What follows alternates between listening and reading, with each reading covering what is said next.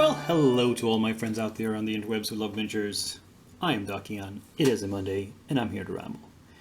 Today, it's Monday the 3rd of March, 2024. I'm going to ramble about these 6 minis I've finished, all from Reaper.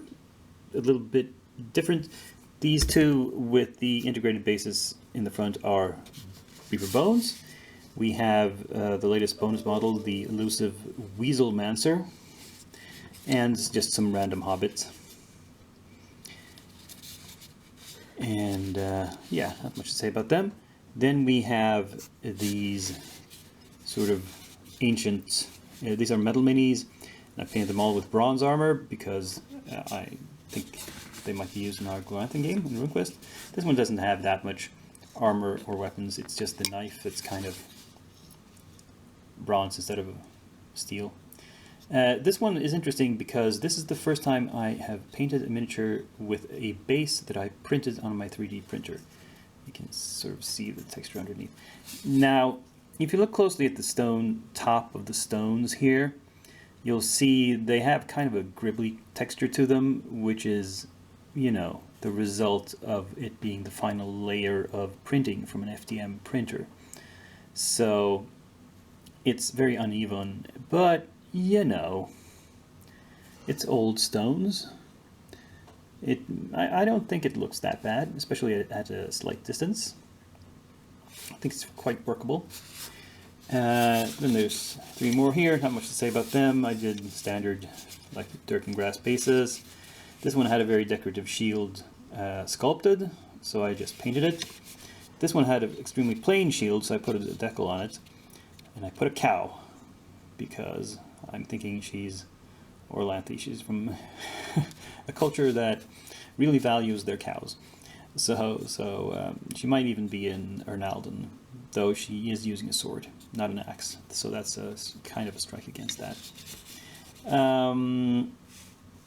So these are like, this is like a gladiator miniature originally from, I don't know what this symbol is. It's kind of a rune of some sort.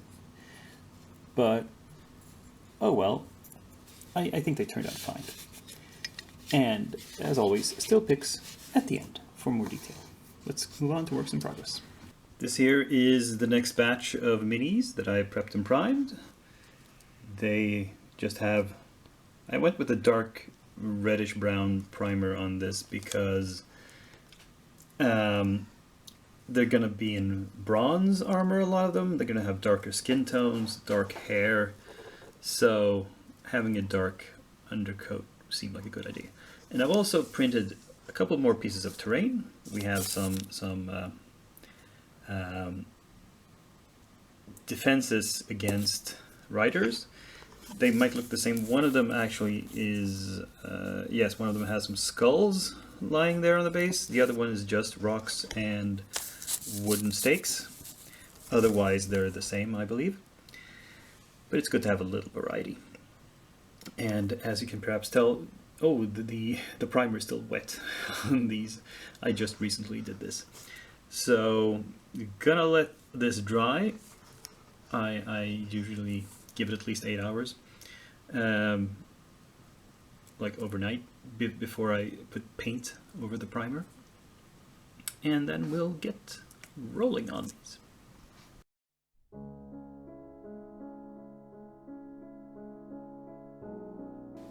And finally, this is the end, my friends, of this episode. And so I've assembled some miniatures to start up for next week. We have, these 3 are the final 3 from my latest order that arrived from Reaper. These are all in the Ancients theme. So we have Persephone, the mythic heroine. We have somebody called Garish McRae, who I suppose is some sort of druid or clansman. He has a kilt. And then we have Rowena the barbarian, I assume that's short for. And then I went back into my closet and found some miniatures that sort of fit the theme. We have this barbarian who's dressed in furs and just has a big axe. She could be sort of RuneQuest-y, Bronze Age. And this female warrior called Hane, I guess she's supposed to be Asian somehow, but you know, the armor is vague enough that, yeah, no, this could be real dusty. And then I also found some models from Hasselfree. We have Guillermo here, who's dressed in scale mail and just has a sword and shield and has kind of basic gear. It looks more Iron Age than medieval, at least. So, and I mean, when they say Bronze Age, that Glorantha is Bronze Age in RuneQuest, it's not literally Bronze Age, it's just bronze is the main metal. A lot of the gear is more Iron Age if you're speaking historical eras. But anyway, then we have definitely classical. I forget the name of this. This is just a naked lady with a hoplite shield, a gladius, and a sort of hoplite helmet. I think she's naked. Yeah. So this is an odd one. It comes from Hasselfree, Kev's sculptor's love of naked ladies. So that's fun. So we have a grand total of 7 minis to prep for next week. And I'll probably be printing some more terrain bits just to experiment with, because I still find it amusing to play with my new toy, the 3D printer. Anyway, that was the end of this episode. Thank you for watching. Please like, share, and subscribe.